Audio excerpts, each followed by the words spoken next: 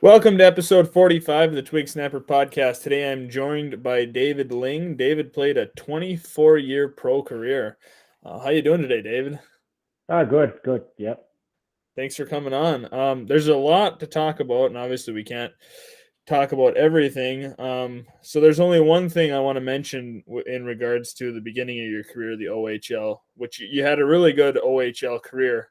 And you had your number retired by Kingston. So I just wanted to touch on that and maybe talk about what that was like for you to then have your number retired. Yeah, I grew up in Prince Edward Island, and we were able to, because there was no teams back in this province, we were able to pick which team. So or what league, and I picked the OHL and ended up going up there to up country to play. And I was a smaller guy back in the '90s and had to go in, and I went in and fought quite a bit, and then established some offense later on. Yeah, definitely. And then to have your number retired, I can't remember the other names, the guys, but there's some pretty good company you're keeping with the guys that have been retired by Kingston. Yeah, Um, and that was a big honor, and it's in the Raptors, and I do get to get back and forth into the rink to see it, and it's at the time you don't think of it as a big honor as it is until you reflect back on your career and understand it more. And there was we had some good teams, and I had my last year junior, I had a really good year, and ended up getting the CHL Player of the Year. So it was it was Kingston's where I grew up, and I always go back and visit. Yeah, that's awesome that you can go back and then you're in the rafters. Coming out of the OHL, you were drafted by the Quebec Nordiques, and then it was kind of a crazy span of months there. They became the Colorado Avalanche, and then you were traded to Calgary in July. So I guess if you could touch on that couple of months and how you were drafted by Quebec and you thought you were going to be with them, and then they turned into Colorado and you ended up in Calgary.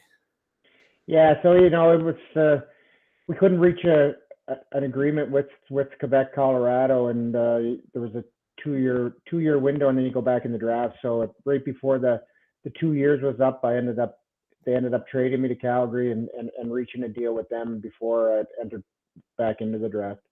Yeah, and when you got to Calgary, you played your first full year pro in the AHL. So, I guess what was that like coming out of the OHL and then playing a full year in the A?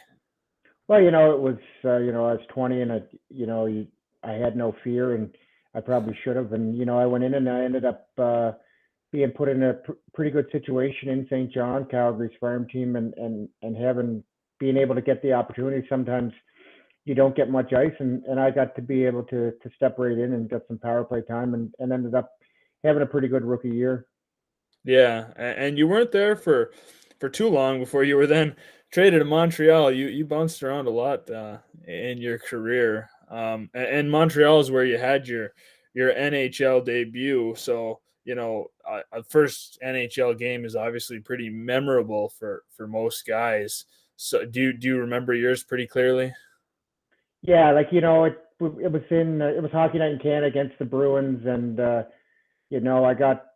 didn't play too much, but I got on 6 or 7 shifts. I remember hitting Ray Bork and hitting the post first game. So it was my my dad and family would be able to be at the game, and it was Hockey Night in Canada. And every kid, especially in Canada, grows up playing street hockey, wanting to play Hockey Night in Canada in the Montreal Forum, and I ended up getting the opportunity to play with the Canadians as my first game. Yeah, I mean, to play any NHL game, your first game is exciting, but to play with one of the, original NHL teams with such a history and then to play against the Bruins and Hockey Night in Canada, it just, makes the moment a little more exciting. Um, through 1995 to 2001, you played mostly in the AHL, a little bit in the IHL, and in 1996 you were an AHL All-Star. I mean, was the All-Star game back then pretty similar to the NHL All-Star? I mean, follow the same format. No, you know what? Back then it was more competitive. I feel like it's more for the fans now, and it was then. But I think the game was competitive. I think the game that I played there was even a fight or two. So it was more competitive back then, and guys were, in the American League back then, you were trying to every game you were trying to prove yourself, and the All-Star game was, a game where a lot of people watched and noticed uh, noticed you in the game. Did you guys have like a skills competition like they do now? Yeah, we did, and I think it was the day before, and then the next day we had the game, uh, or in the afternoon, and then we had the game that night. It wasn't all in one, but yeah, for sure. So some similarities now, but like you said, the game was played a little bit harder, and you can see the same now with the NFL. Their Pro Bowl this year isn't even real football; it's just flag football. A lot of those, All-Star fan things. It's more just for the fans and less about all the best guys kind of competing against each other, which is kind of a shame. I think personally, it's always a little bit more fun when you see the best guys in the league get together and when they duke it out, opposed to playing now whatever they do, the 3-on-3 and some of that stuff, which is fun for the fans, but it's just a little different. Yeah, and I think that you're right. It is for the fans and gives them a different perspective. But I think that, and it's also, the teams have big investments in these players now, and to get someone hurt in a game that doesn't mean anything to the organization is kind of a kick in the ass. So it's a catch 22. You want the best, but the teams invest so much money in these players now. Right, exactly. I mean, the contracts guys are signing now are so massive, and if you've got one superstar, or if you're a developing team and your superstar gets hurt, you might throw a wrench in your whole plan. So it makes sense. It's just maybe not as exciting, or it's exciting in a different way. I mean, the skills competition is fun now. You got guys who are doing insane things.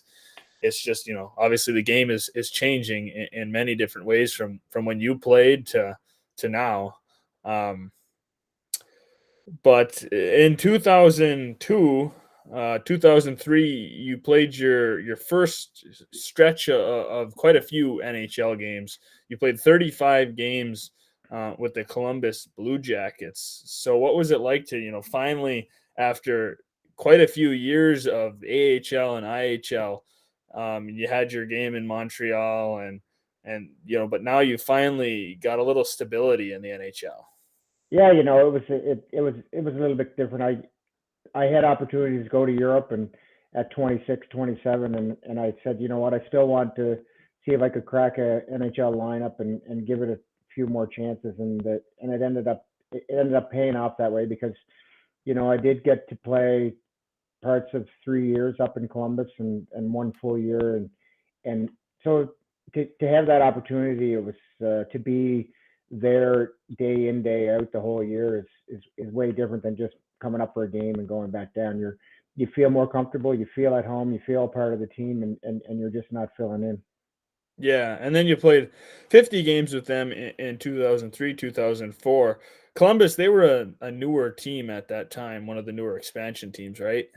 Yeah, I think it was their third or fourth year, and it was exciting though because the crowd, I think they set records for the most sellouts and consistent sellouts to in the NHL at the time, and the fans were great. They were learning and they were energetic, and it was fun to play. We didn't the expectations weren't to win every night. It was they were impressed with keeping the game close and working hard, and if you gave an effort, they liked it. So it was an experience, and I got like Rick Nash was a rookie the year you got to see him as a rookie, and those are things that at the time you think he's a peer, but looking back, it's like wow, that's a pretty good feat. Right, yeah. I mean, you see the career he ended up having. He had a great career, and he also had Ray Whitney there in Columbus. So I mean, some high-end talent around you. You scored your first NHL goal while you were in Columbus. Maybe if you could tell that story about how it happened.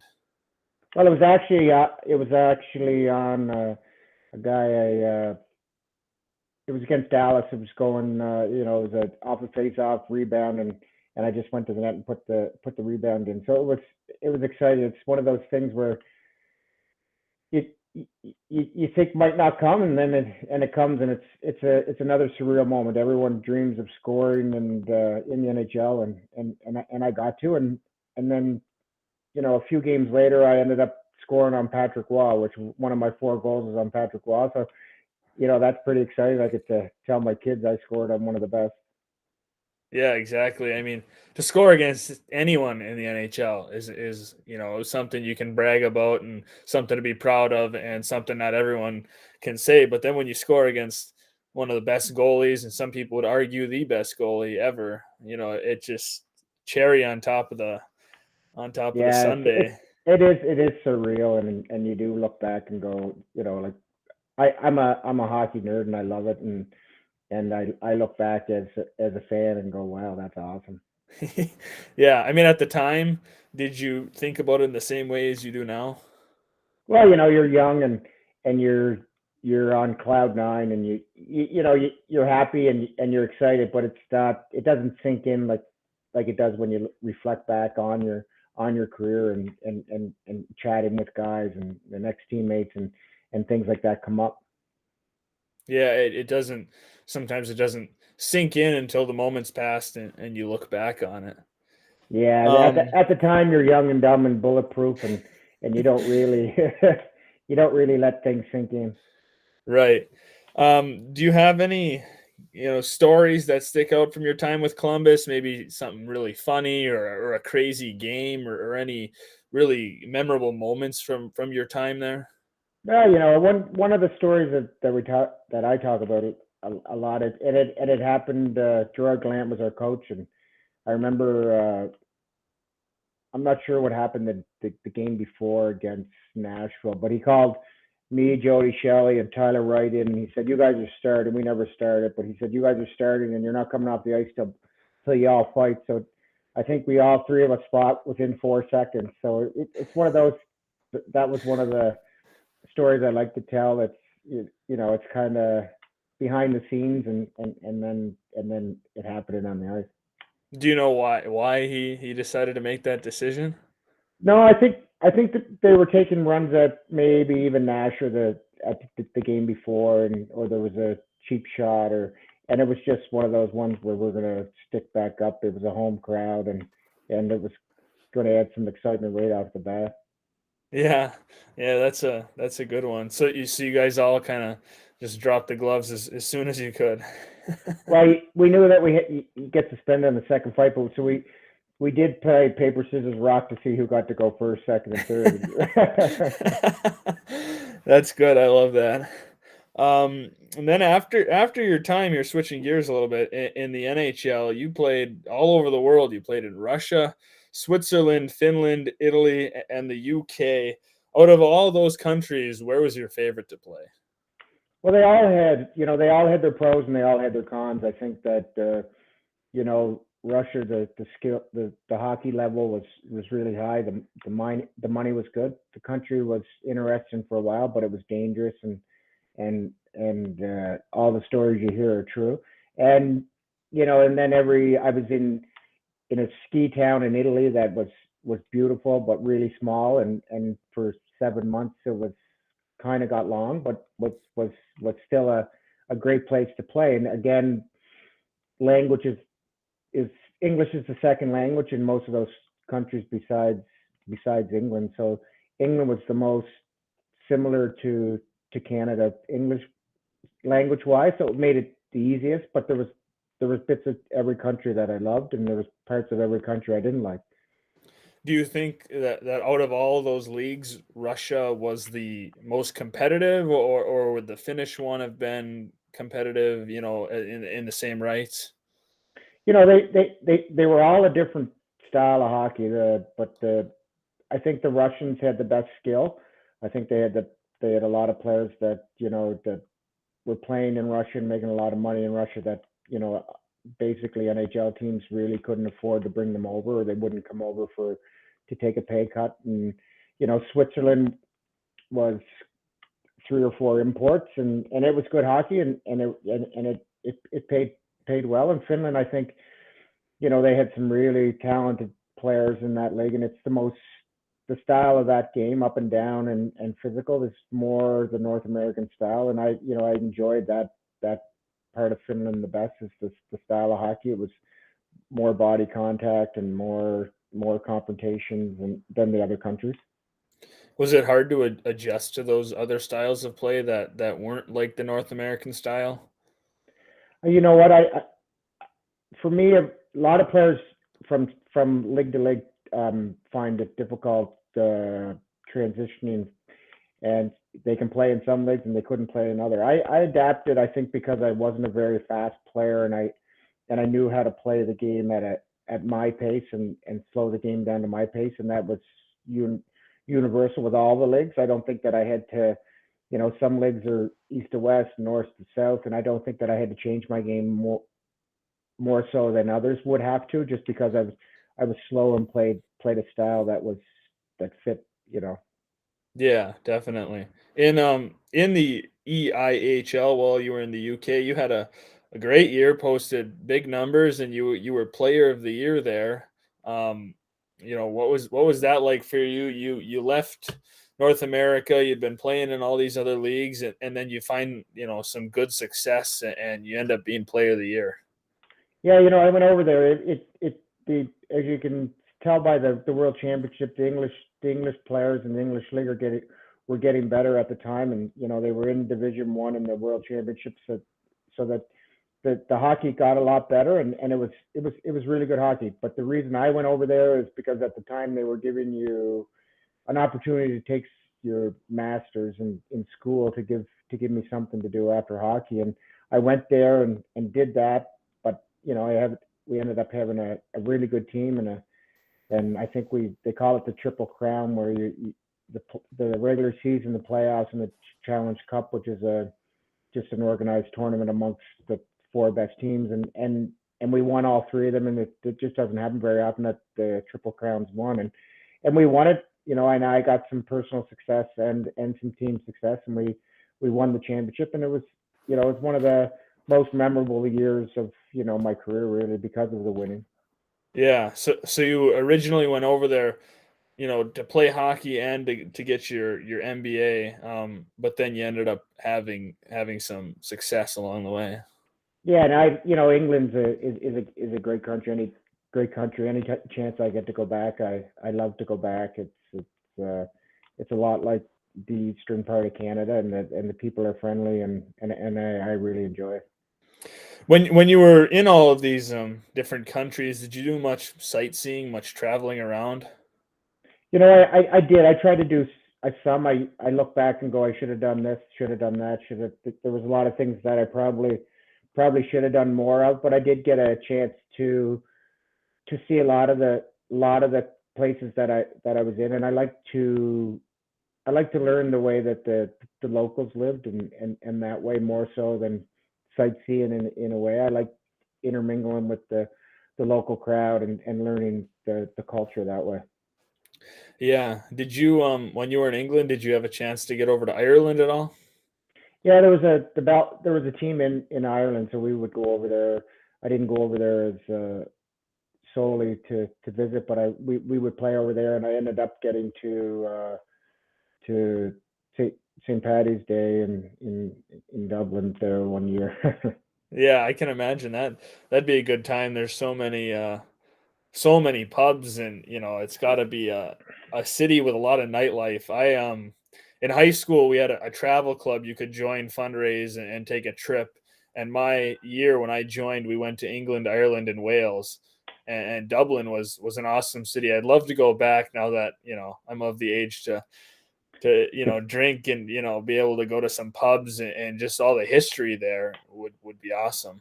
Yeah, the St. Paddy's Day in Dublin is everyone should put it on their bucket list. It was something that you should see. I also got to go to the beer fest in Germany at Oktoberfest, which is another bucket list event, I think. Yeah, I can imagine that'd be a good time too. And they're just these awesome, cultural events, like you said, bucket list items, for sure. So then you played some in the ECHL and the ACH before you retired. So, after playing in all these leagues, what was it like to go and play in the coast? Yeah, it was a little different, but I just wanted to play. I was living in the area, and there was a local team, and I thought it'd be great to keep playing. I love playing, and I ended up getting a chance to play. And one of the coaches I had played junior with, and he was similar in age, and I I wanted to play and help the young guys, and give them some of that the experience, and I really enjoyed it. The game was getting really fast, and I was getting a little older, but I was able to compete and play in the power play, and still have fun. So it was great. I remember entering my rookie year in the American League, going, I'd love to play till I'm 40, and I ended up getting to play on 40 and a little bit after. So it was great. I love the game, and if I could still play and compete, I would, but I definitely can't. Right. In which, when you hear that from guys who do play past 40 and who wish they could, but they can't, it makes it that much more impressive when you see Yager in his 50s still playing over there, in that Oh, Czech league. I smile every time I see him. Like, he's awesome. Like, he's kept his body in great shape, and able to put him in that position. And obviously, he's Hall of Famer, and has the skill to keep doing it. Yeah, it's an incredible story. I mean, people always talk about Tom Brady, and but he's got a few years to go before he hits the status of Yager. Yeah, it's crazy, but 50% of Yager's as good as 100% of a lot of guys. So he's doing good. Yeah, exactly. So then how did you decide it was time to retire? You just couldn't, do it anymore, or you just figured it was time? Well, I think the game got faster. The game got more skilled. I think that it was time for me to move on, and pick up after hockey career, and get going. And it was a combination of, one, I wasn't good enough anymore, and two, I had to move on. Was it hard for you to adjust to life after hockey after playing for so long? I mean, I've heard from guys that, they play an 8-year pro career and they have a hard time adjusting because hockey's all they've known. But I mean, you played a 24-year career and then you had to adjust to something different. Yeah, it was tough, but and it took about 5 years of, when I started in the coast, I knew it was coming to an end. So it was almost like I got a slow retirement each year. I did 20% for 5 years, and then it wasn't like I woke up the next day and go, wow, I have a knee injury, I'm never going to play again, and then have to deal with it that way. It was a Right. slow process. I still miss the game. I still miss the guys. It's really hard mentally. And I remember, everyone has you get depressed, and because you really, that's all you know, and you've known that was your work, that was your profession, and now you're not the hockey player anymore, and it's hard. And I remember sitting down one time with Brendan Shanahan, and he said, you know what, those feelings are normal. Wayne Gretzky went through it. It's not just the guys that were borderline guys. It's anyone that played wanted that. When you leave the game, you miss it, and you've lost something of yourself.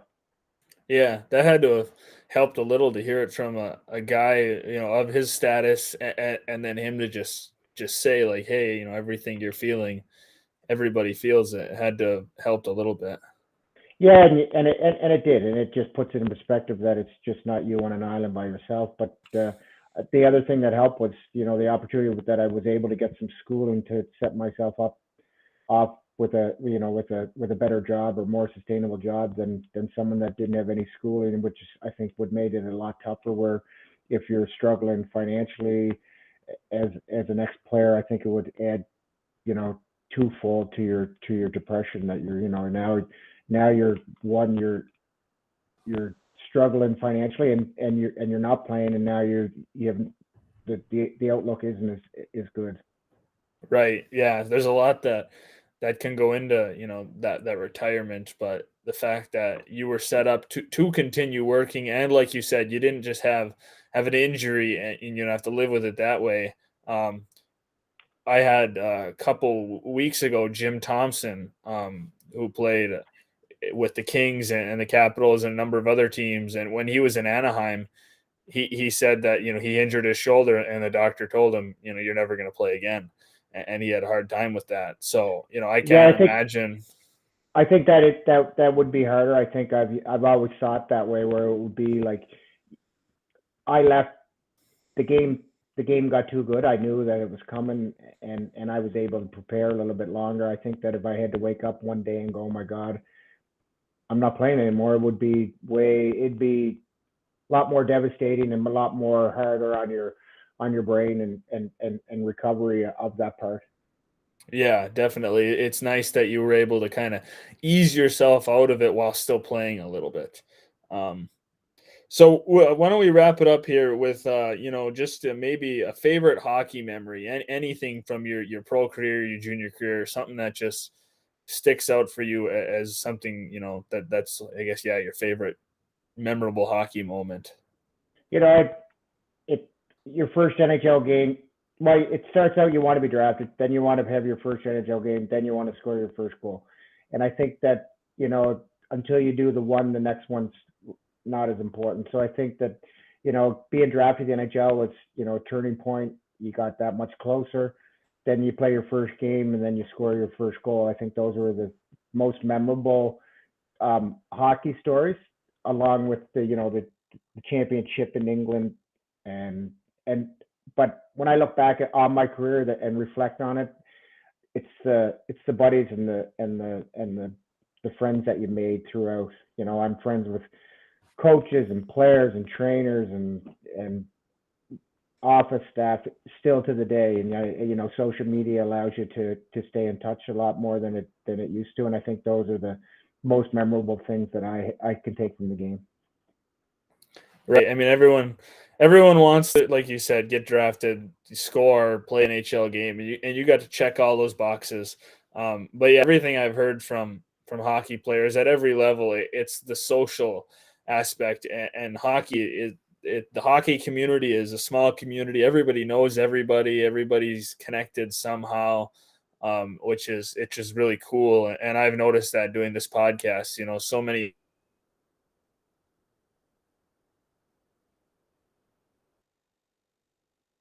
You froze.